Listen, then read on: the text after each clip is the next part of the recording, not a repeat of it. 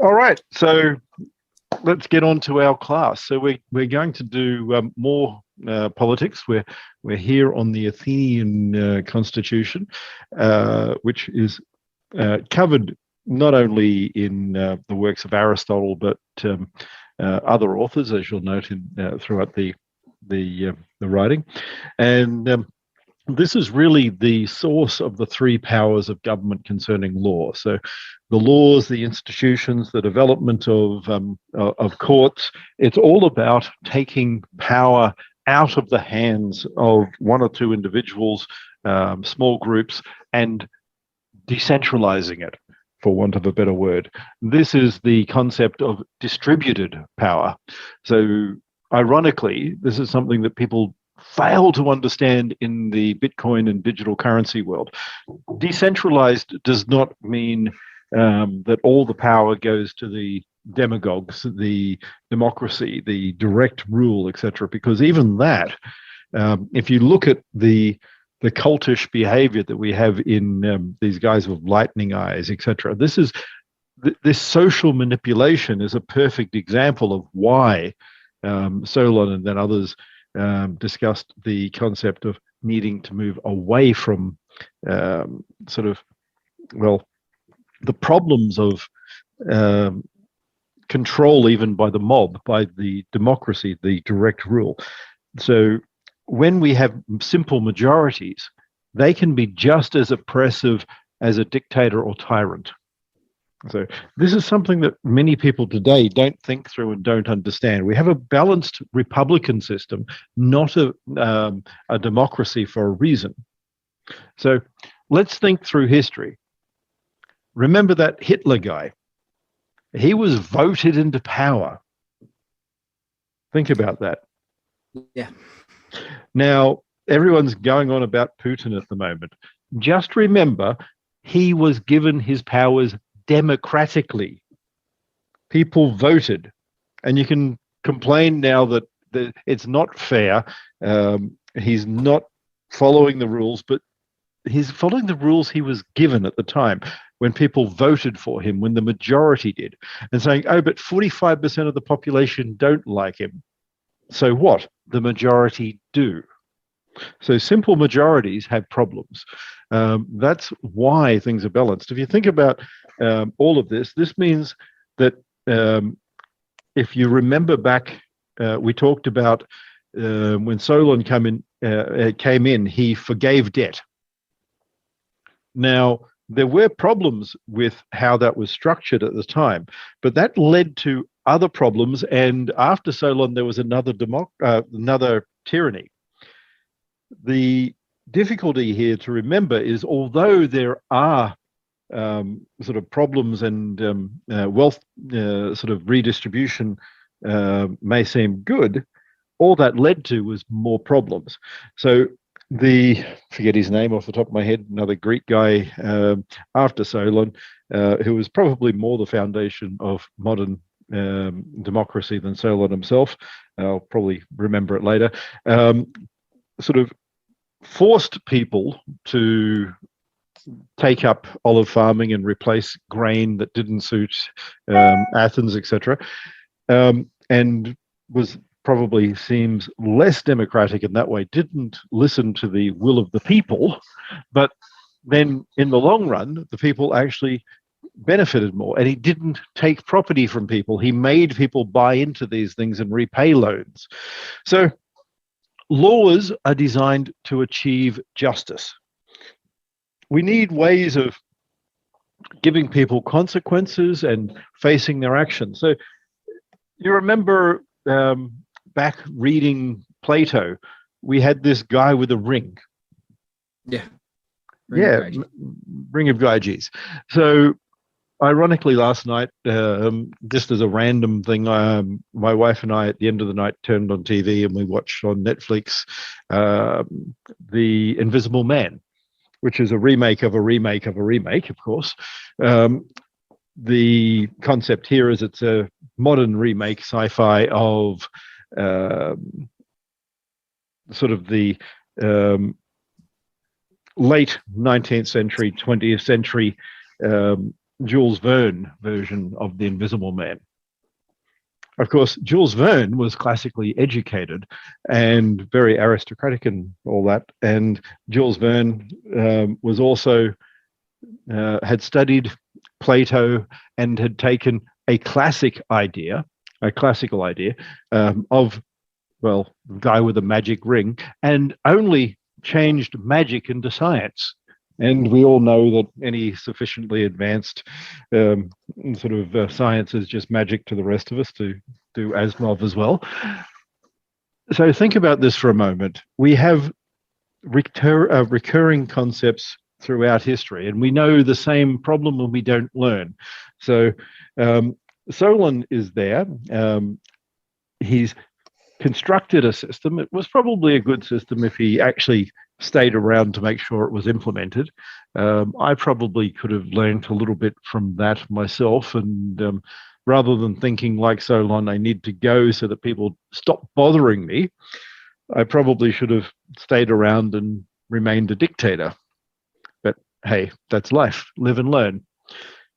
We also remember happiness, krisis, the maxim here that if you are still facing sort of possible outcomes throughout life, then we really don't have a way of saying whether we're truly happy or not. We can say that we have pleasure, but it's not happiness. And throughout history, we have many lawgivers who are held in, well, esteem is the only way to put it. So Hannibury, Moses, etc. So law existed at one stage on wooden posts, consolidated, written into stone, which was what Bitcoin was meant to be. But as Brendan's put on Slack, what happened to all this stuff, Brendan? Basically, as people came in and retiled over the stone with new stone and made it look just like the old stone, except slightly different. Well, very different in a lot of cases, actually. Yes, so we see that in BTC, set in stone, but hey, we're just going to change it all. Yeah, it looks like it's set in stone. If you run the old version, it'll still sync, and it still thinks it's using valid Bitcoin protocol. But hey, we've managed to hack it so that it doesn't realize that it's actually different. Try using some of the things that they don't want you to use. What if I'm using sort of serial numbers because I haven't got a finalized transaction? That should work. But now, you don't need that. What are you talking about? CLTV. We've just replaced some of the opcodes with something completely different. Hey, yip-de-doo-dah, it will work the same unless you use one of these things, but don't use those because then it will work the same. Yeah. So, yeah. So, old Solon there. Not sure if this is actually a picture of him, but it's been done by Briggy, and she's found some images as always. It actually looks more Roman, the guys in the background, but who knows? Some of these pictures are, who knows? Anyway, so we have a guy who is not merely a legislator and crafted a constitution. So a constitution is not just law. It's not just like Congress comes up with another bill. This is founding the basic framework of society. Something that the US founding fathers did, something in Britain that has evolved over time, something that the French did with a lot of bloodshed. So lots of laws came to power during great strife. The people basically gave him the ability to do whatever he wanted. And we actually have another great lawmaker and politician and even soldier that existed at the end of the 18th century, beginning of 19th century, America's first president. Who remembers that guy? I remember him, George Washington. Yes, ironically, he had the same name as the British king. So George on each side. But the thing is, for you former Brits, and over there in America, you effectively are. You used to be part of the British Kingdom. I know you guys seem to forget that, but George Washington had the opportunity. He could have become king. So he chose not to be. Unlike a certain president in the sort of early to mid, what do you call it, 20th century, who didn't follow the 2 terms that every single other president followed, and kept going and reinstituting more socialist regimes and etc., and really screwed up many of the things in America that we have screwed up even now. We have people who actively are statesmen. So when we're talking about someone like Solon, we're talking about someone who puts his own sort of life and views second to that of the state. Now, that's what we really need if we're going to have a working, strong state. But I don't think many of us can name many people now in our modern society who are. No, I mean, almost no one. I mean, that's very striking reading about Solon, that it's like, well, good thing he acted the way that he did, because if he had just been a tyrant, he would have been yet another tyrant. It's like, well, this guy must have been very unique in actually choosing to not just abuse his power, and that he actually used it for the good of his state. So it's very rare, it seems. It's incredibly rare. I mean, in America, you have George Washington, and despite some of the apocryphal stories about cutting down cherry trees that aren't really true, there is a lot of sort of truth behind his life in the military afterwards as president that demonstrates someone with a very strong, not only religious conviction, but moral and ethical view of how to run society, and knowing when to step away from power before it corrupts. As Lord Acton would say, power corrupts absolutely. And finding someone who doesn't allow themselves to be corrupted is incredibly rare. Now, this is an interesting aspect of some parts of society that we saw later as well.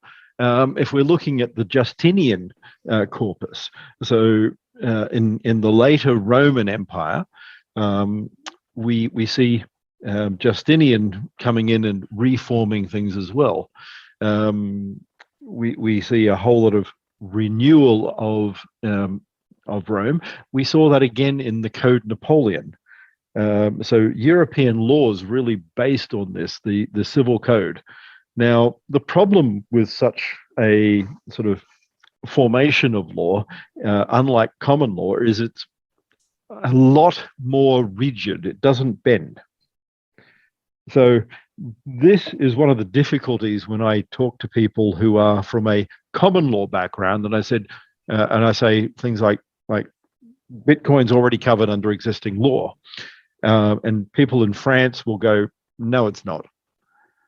But England or America, apart from a few places that haven't realized that common law is better, like Louisiana, then we have to remember that common law allows descriptions. So Lord Denning, a famous High Court law lord, came up with the concept of talking about like modern technology, well, for the time, like faxes or other things, which was one of the areas I've written papers when I was doing my postgrad in law. He came up looking at analogies to other existing cases. So imagine that I want to contract a ferryman, and it's a foggy river, can't see me well, and we're calling out to each other. How do I know that someone has gotten my message and accepted? The guy on the other side, how do I know that he is accepting my offer? So we can do things like multiple replies. So I can call out to the guy on the other end. He can wave at me. I can call back and go, would you take X? I'll be back in half an hour. And he can go and do a thumbs up and go thumbs down, etc. And we can negotiate this way. And we can view and have a determination of, yes, he accepted what I said. No, he didn't.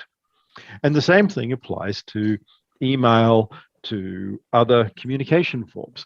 How do I know that something has been accepted? What is the analogy? And we see that in email communication with the potential for the postal rule. So the post was deemed to be so good, not anymore, that you pop your letter in first class, and the moment you pop it in is when it has been sent, when it's been received, when it has now been delivered, in effect. Why? Because back when the British Post was actually that good, it was such that you knew that your mail was going to get through. So someone popping it in the post box was sufficient to make sure that it was served on the other person. So we can do that as an analogy of email. Yes, it might go in your spam box, but that's your problem for not looking for your spam box occasionally. And we can analogize these things. We can also now have additional sort of checks, like putting in a read receipt, or if I respond to the person, when does that all, that is just extra evidence. So now we have a lot of differences between all of these things. We have Rousseau. Rousseau, of course, is a typical romantic. So I haven't had you read Rousseau yet. I will later. Rousseau has the idea of the contract between the people and the government, of course, but also I think we read the social contract last year. Some people did, but that wasn't one of these things. So that was purely slack. So I won't assume that everyone has read it. I know you have, Brendan.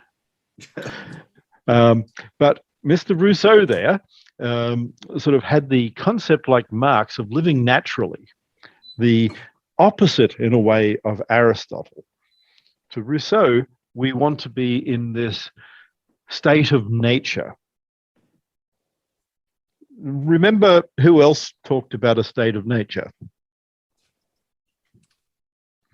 Well, Hobbes kind of starts with the state of nature. Correct. Our old Hobbesian friend there came up with a different view of a state of nature to Rousseau.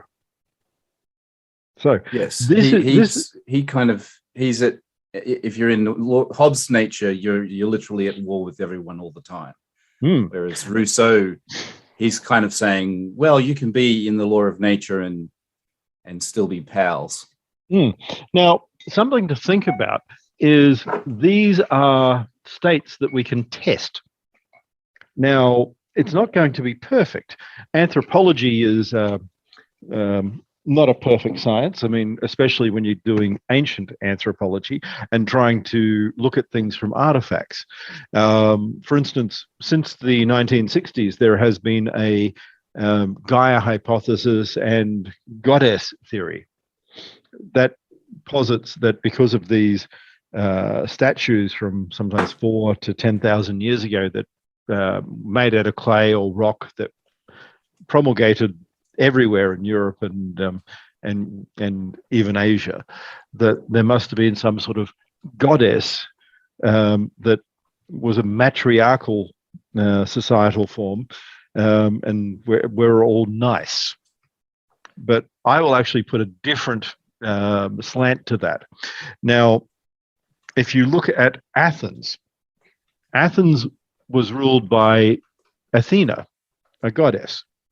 And many of the other Greeks had, Troy was meant to be Juno, or if you're in the Roman view of the gods. Now, think about this for a moment. These are female gods, but these are very patriarchal societies. They don't have a lot of rights for the women. They are rather violent. So does it necessarily follow that because you have even if you did have a goddess, and we don't know, is it really going to be that sort of society? And the problem with some of these sort of descriptions is, if you think about, imagine if society ended now. We have a nuclear war. Putin and Biden go for it, and we start again. We wipe the slate, and 10,000 years later, some archaeologist is sitting there digging through the ruins of New York, and he keeps finding these plastic, indestructible creatures that have long hair and abnormally shaped bodies that are sort of like a worship. It must be worshipped, because obviously these women with big breasts and big hips with very small waist must be some sort of plastic goddess called Barbie. I mean, everywhere. No matter where on earth you look, there's these Barbies. There are some alternatives. I mean, and occasionally you see her subservient sort of partner, Ken. But that's all you really know. I mean, how did they worship Barbie? What was the thing? Was this sort of some sort of Gaia thing behind the earth? I mean, so I'm picking on some of the anthropology professors out there, especially ones that who have had me as a student. Oh, I find it pretty funny that, you know, they find thousands of these sites all around the world, and pretty much the first thing is they call it, they say, oh, well, it must be a temple. And, you know, that's always the sort of fallback position is, oh, it's got to be a temple, you know, because what else did they have back then? Yes, exactly. On a sort of complete non sequitur, and if you think about TV shows, they add to the misunderstanding as well, because take something like Stargate or any of the other sci-fis. We meet an alien and we decode their language, and everyone lives happily ever after, blah, blah, blah. But we can't even decode linear B yet properly. Linear A, etc. I mean, if we can't understand ancient human languages, how the hell are we going to do an alien one? And yet 5 minutes later, sorry. I mean, all right. So we are back to these things. So Aristotle, well, very different to old Rousseau there. He sort of said we form into larger and larger societies. We saw that into a state. And part of the difference is something that people argue about, because it's really difficult to test these things. Even if we take modern societies, if we take anthropology on sort of Hawaiian Islands, etc., or Solomon Islands, Margaret Mead, who didn't do terribly good studies, in my opinion, then we end up with, is it really going to be representative of culture back then? Is this modern society that we're seeing, and it fairly much is, representative of something 5,000 years ago? So as people move from nature to civil society, we have to also remember that people have chosen this. Although there is the sort of agricultural trap, and that people, once they get into agriculture, find it difficult to get out of. It is something that is initiated by choice anyway. So we have lots of these lawgivers, and they have created over time a more and more sort of detailed and defined set of rules for governments, ones that we know work pretty well. So law needs to be constructed. It doesn't happen naturally. I mean, there are areas that people call natural law. There are sort of aspects of society that individuals find to be abhorrent, or at least the majority of us. So practically every human culture finds incest wrong. Murder, for instance, is something that wouldn't allow a society to continue. But that doesn't mean the same as death or killing. So if we think about the Mayan, they had a ritualistic view of life where it was the blood and the hearts of their, victims that really kept the universe going. Not something we would see as terribly good anymore. Laws need to be enforced and upheld. So think about it for a moment. What happens if you don't enforce law? You have anarchy. We have lots of problems. In the US, there have been a number of problems in the last few years. I don't know if you know, Ryan, you're American, but whether you follow these things yourself is another question. But Oklahoma, have you seen the constitutional and federal problems that are occurring in Oklahoma? You're on mute. So, no, I have not. I'm sorry. I've not. What's going on in Oklahoma? I'm unaware. So native land title has been excluded from like the treaty areas that were promised. The Supreme Court has decided to uphold now, like 100 years later, meaning that nearly half the state is now covered by native treaty law. Now, what that means is that the state cannot even enforce murder. So there are cases that now have to go off to federal law to be argued, some of which were already being debated. So you move the goalposts, you change everything, and now they're trying to change it back, which just makes more uncertainty. Lots of fun. And that gets me to laws need to apply to particular cases and have a structure that enables trial. So if we play around and we muck around with these structures like we have, like you guys have in Oklahoma, it just makes a level of uncertainty that is, well, for a start, incredibly difficult, but equally sort of makes an uncertainty that is someone Native American, do they get treated this way? Is someone on native land? So just problems. If we change the rules, we create problems. So various functions of government need to be distinguished, and that's some of the things that they did throughout Athens as it functioned many, many millennia ago now. So next, we've got this United States place. So each of these functions were separated. The founding fathers of your occasionally great nation and occasionally crazy nation these days were meant to be split between, as we've noted, the executive, the sort of legislative, and the judicial. Each of those functions there provide different aspects of what is meant to be a separation of powers.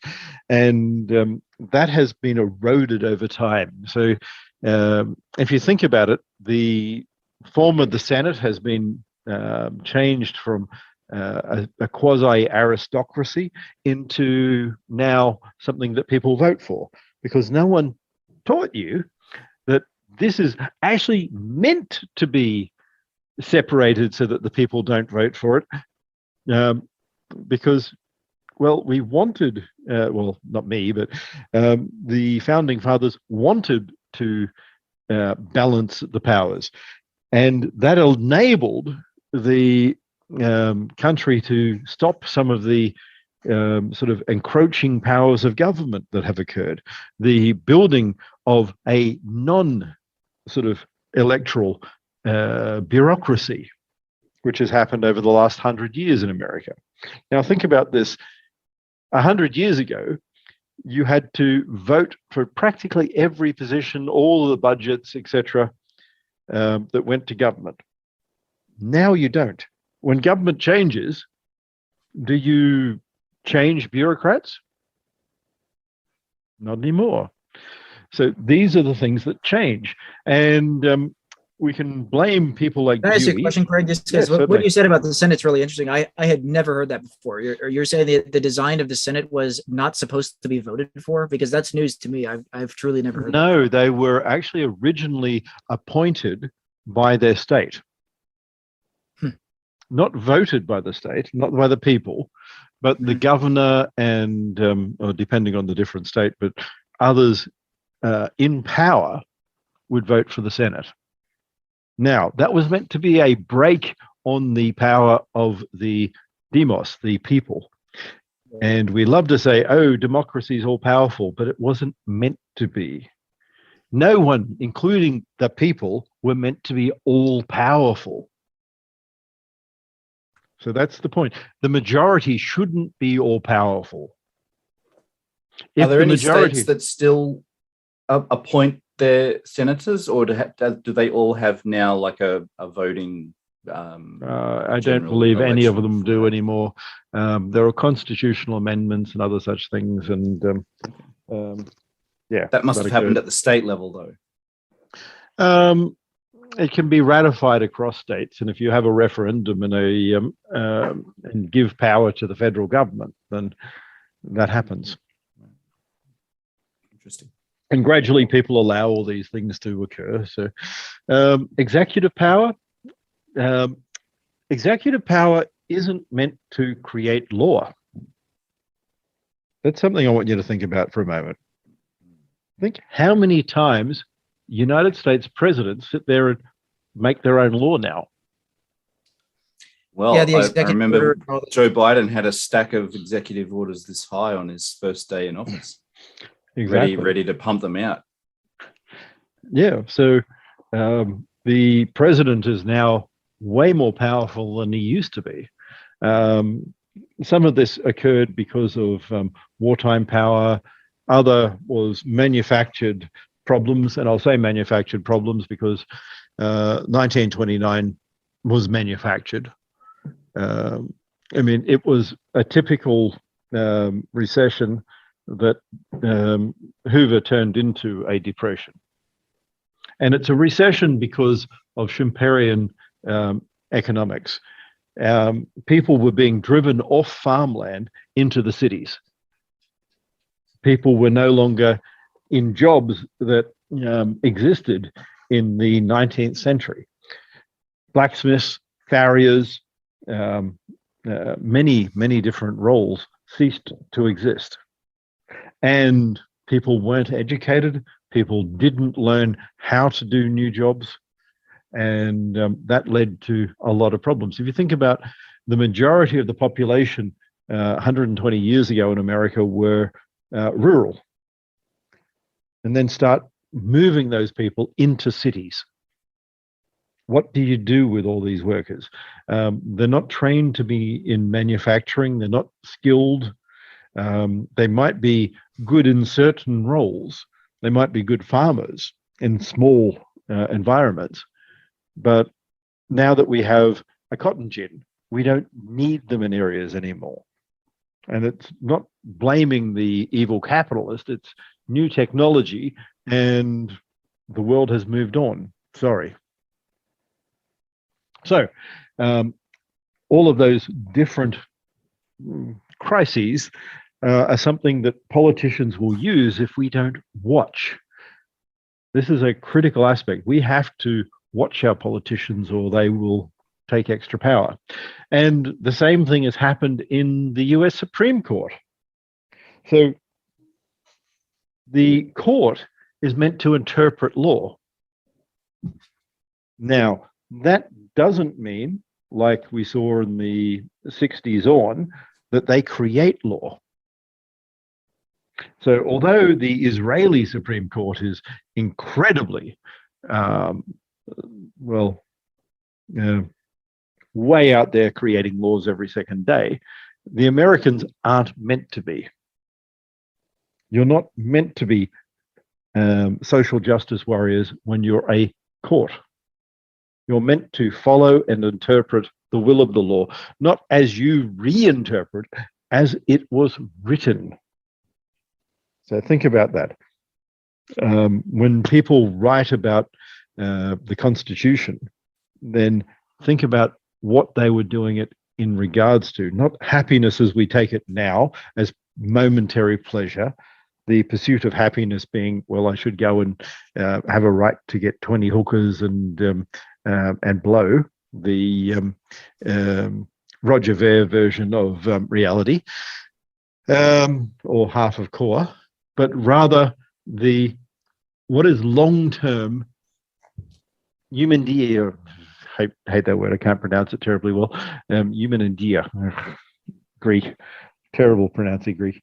But anyway, the long-term flourishing that we talked about, which is different to gluttony of drinking far too much, etc., of going out there and doing all these things that cause us short-term pleasure but long-term problems.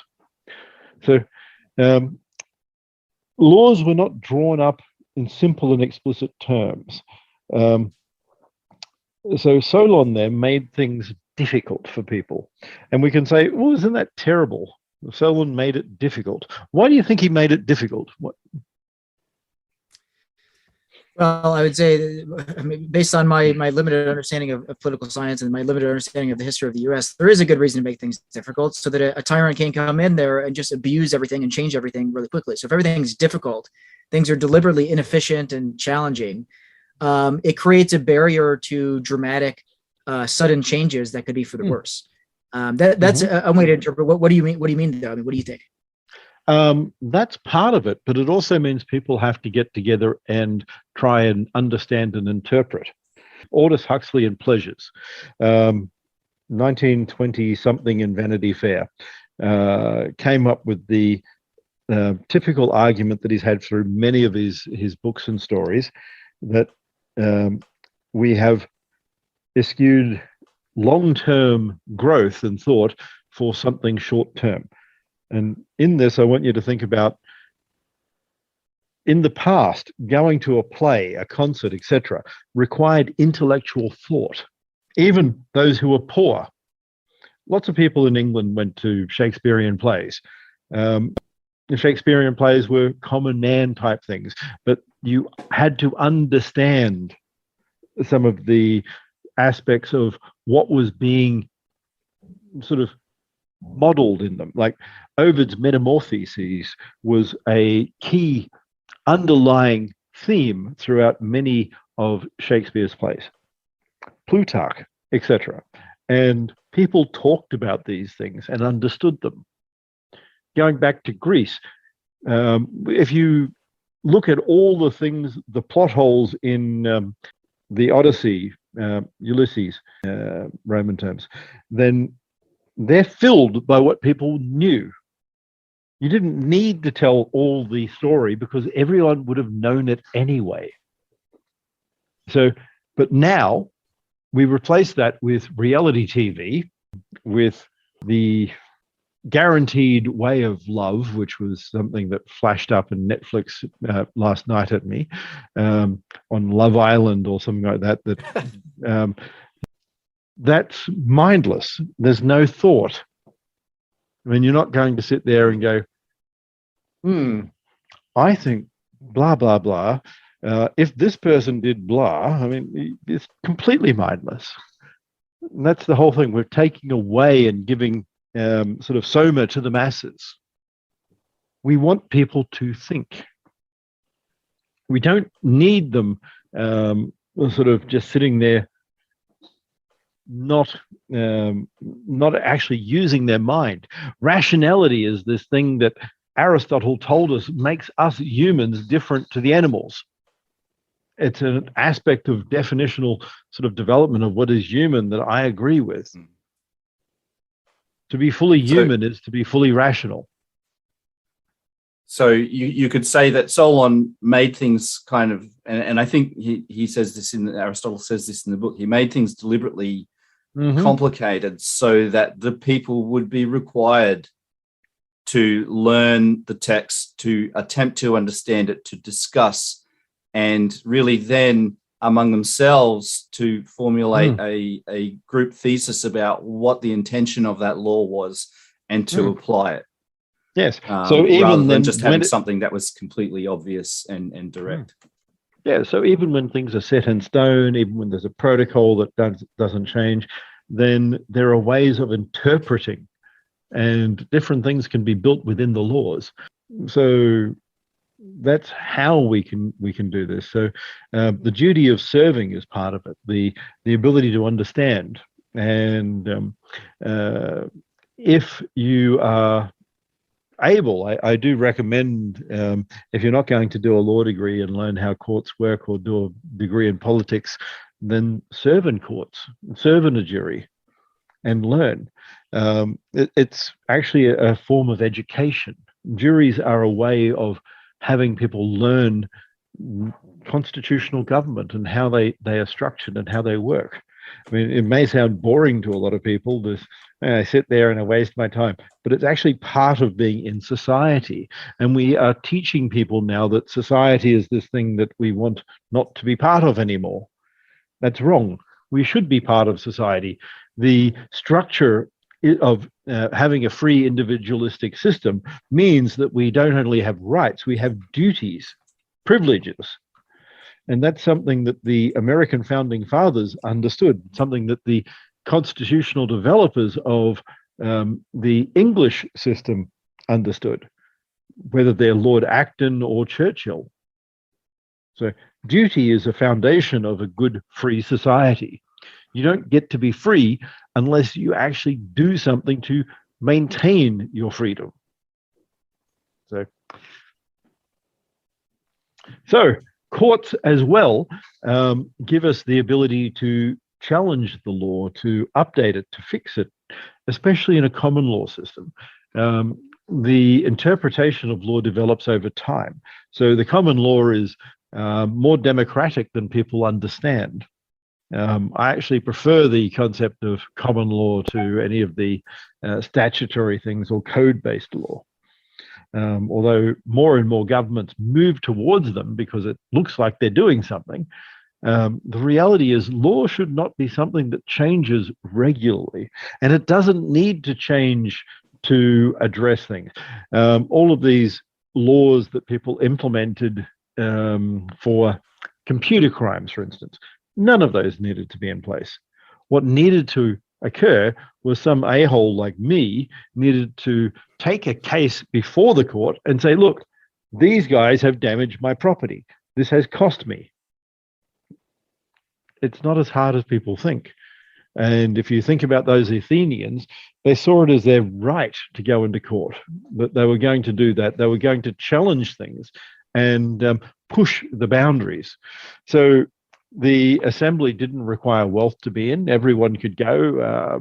There could be lots of them sitting there, as you can see in the image. And it was really something that people became a part of. The legislative system, the court system, etc., had different levels, and you could work through them. More, the officers of government were selected from citizenry, rather than what we see now, where we have a bunch of bureaucrats who never change. And the argument is, oh, but he's not professional, he doesn't understand, he doesn't have a master of public administration. And I mean, these bureaucrats hardly ever understand what they're doing.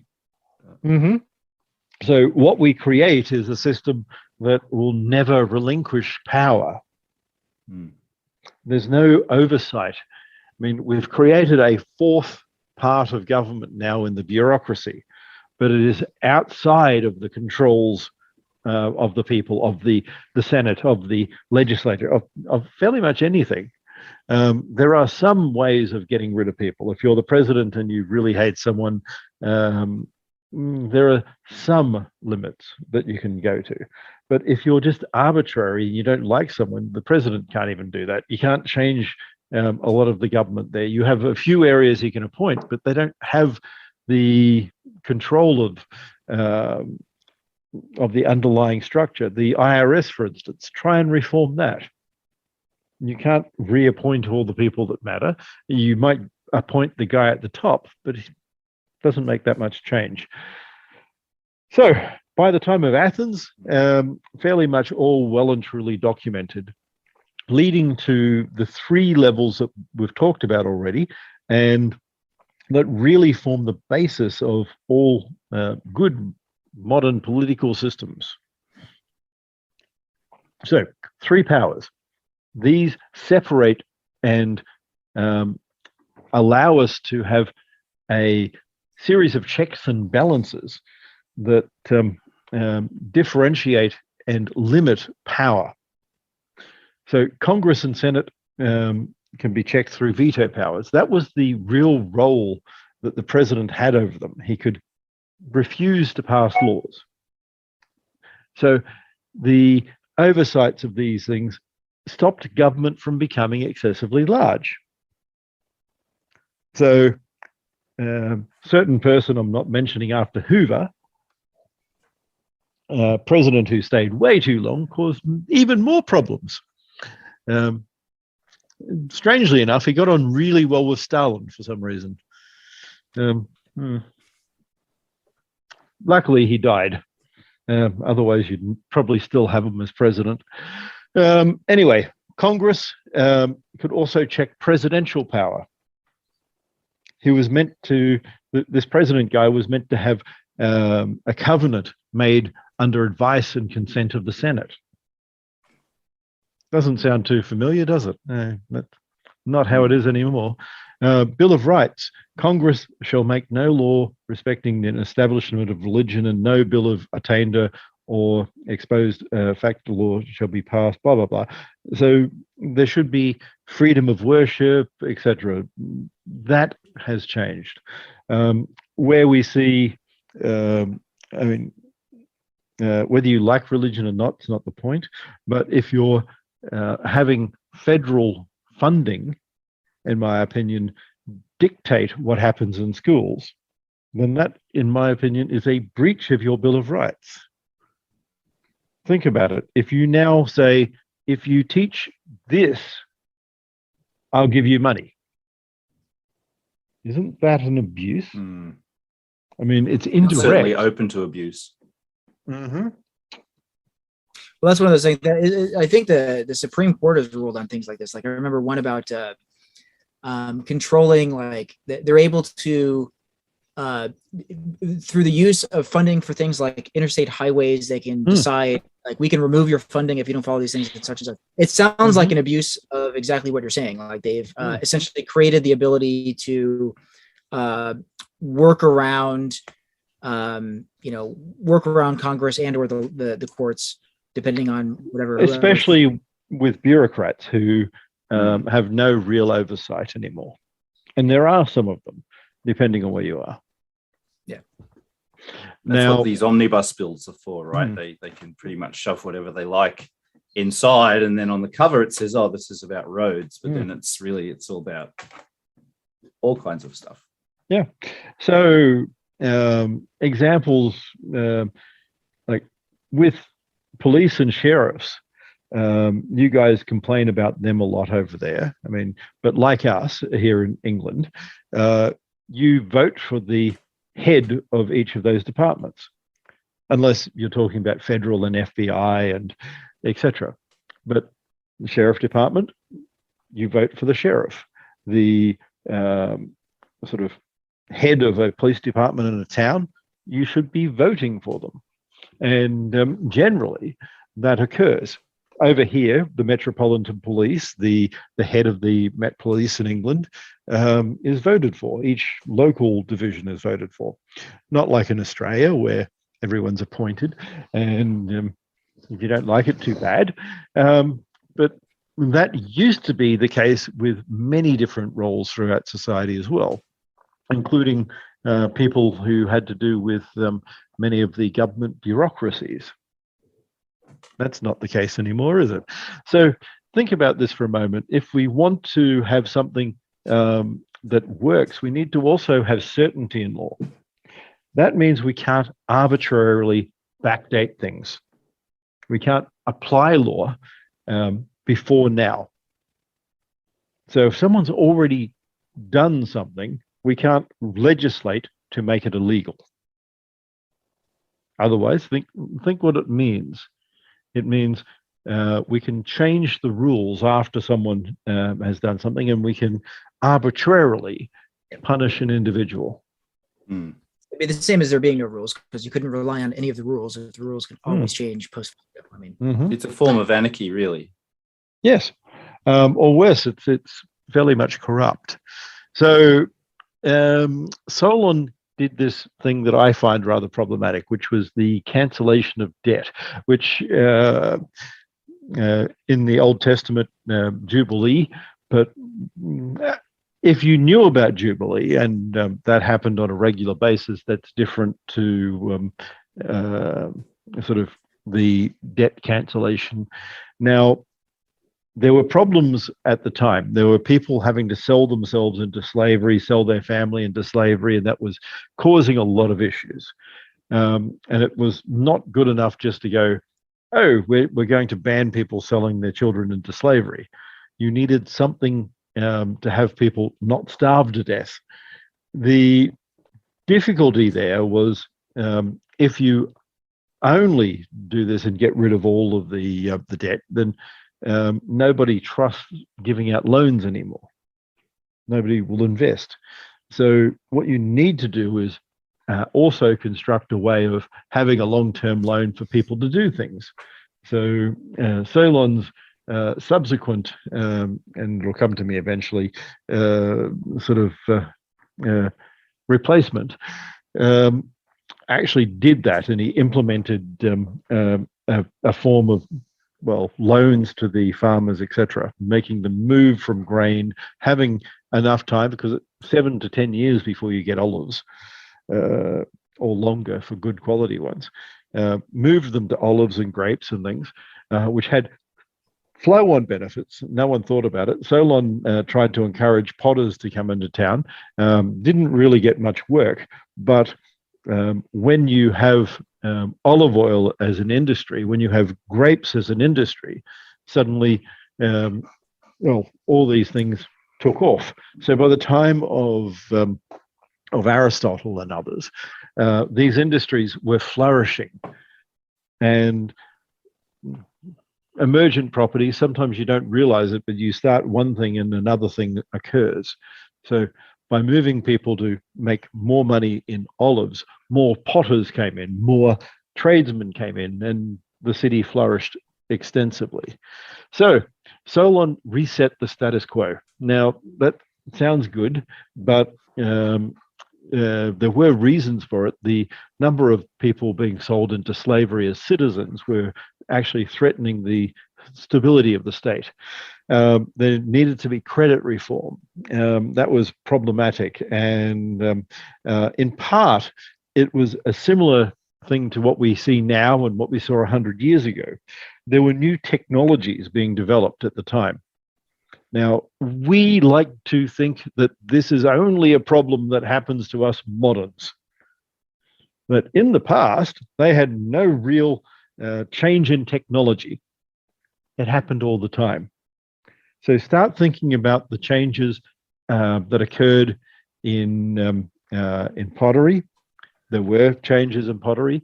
For instance, if you look around the time, over those few hundred years, you see the quality of the drawing on the pots improved markedly.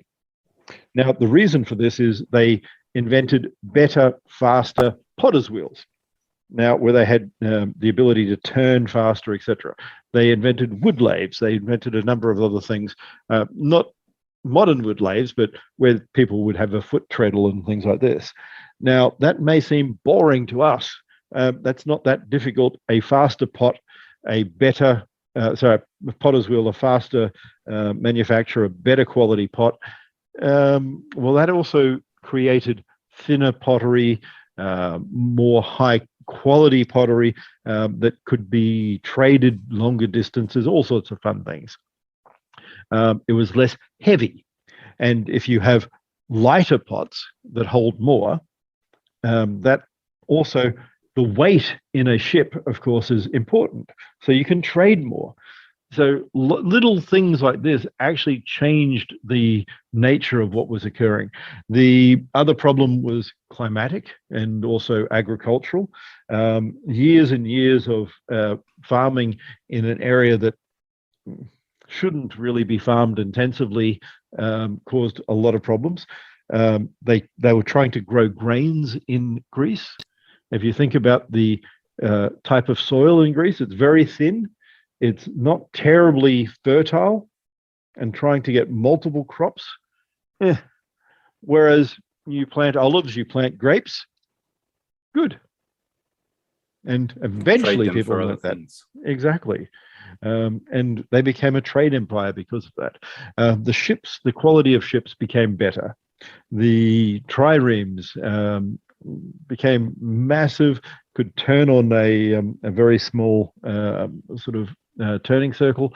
So there were a lot of changes in technology, and if you think for a moment, that actually even in itself led to changes in labor and occupations, new jobs as scribes, old jobs being replaced. So it isn't just like we think right now, where technology is a modern thing, where we say life is changing so quickly now. Life has always been changing so quickly, fundamentally. And just to give something you could probably still understand, I want you to think back to 200 years ago. Imagine you're in a small isolated village, somewhere even in America, where you could go from the wagon to town, and that would be a day trip. Now, imagine as the railway opens up and telegram opens up. Now, during the 19th century, suddenly you can travel from city to city safely. You can send information about your crops and what you want to sell, or a mine or something like this, across the country. Imagine the fundamental changes that something like that actually lead to. Imagine now something as simple as a mail order catalog. They started during that period.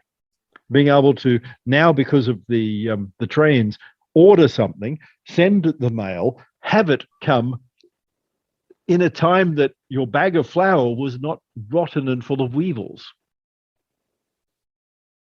So we have this concept that technology is changing massively now, and it never did before, and that the world was fairly static and there was a lot of stasis. My answer to that is bull. I've studied everything from Indian history now to Persian history to Roman, Greco-Roman history to African history to Northern European history, ancient history, modern history, medieval history, Chinese history, Japanese history, Korean history, Indo-Chinese history I haven't got to yet, but I will. And I haven't got to Russian history either, but I will. And one thing I can say is I have found no point in history that has not massively changed constantly. So we've got to stop thinking that we're in a special time where everything's changing now, but it never did before. Bull. So start thinking we need to be involved. To quote old Mark Twain there, history doesn't repeat, but it certainly rhymes. We need to remember that if we make the same mistakes as everyone else, we're going to have the same problems.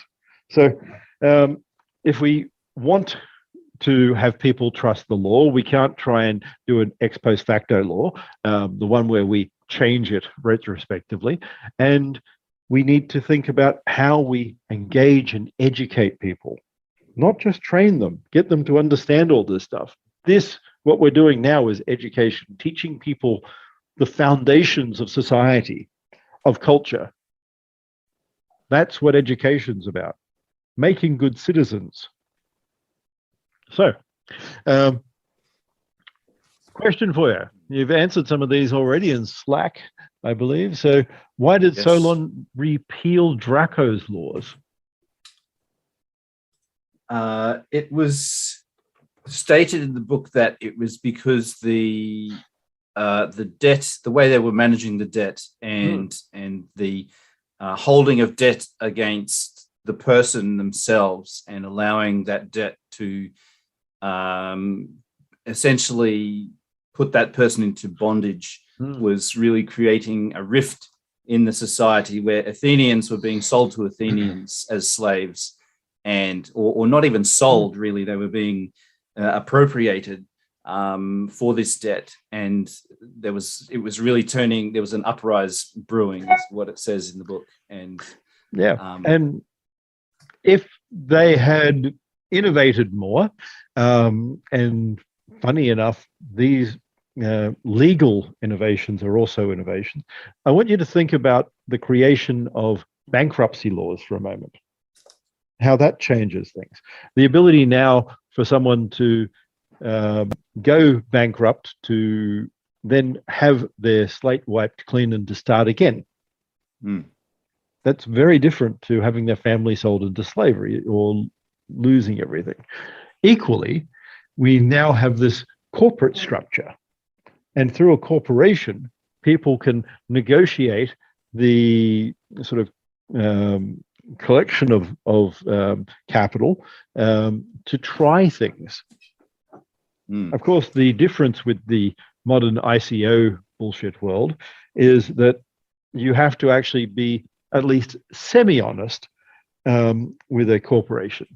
So why people want ICOs is related to like the Bernie Madoff problem. People don't want to have to actually be accountable. It's not too bad in a corporation as long as you don't lie and you don't defraud people. If you're honest about what you say, then your corporation goes bankrupt. You start another one. If you can get people to do it. If you promise to do things, you don't pivot and do something else. So, so once again, we're at the end of our next sort of day, and next time I believe we're on Prometheus, one of my favorite guys. Yes.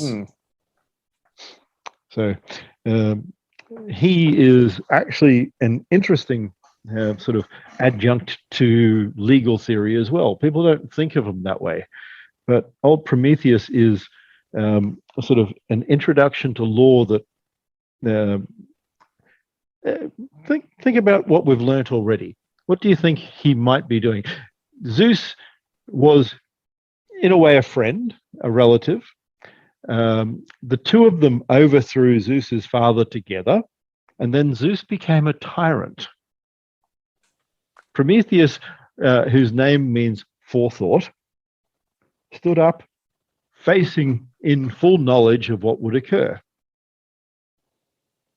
Imagine you know the future and you do it anyway.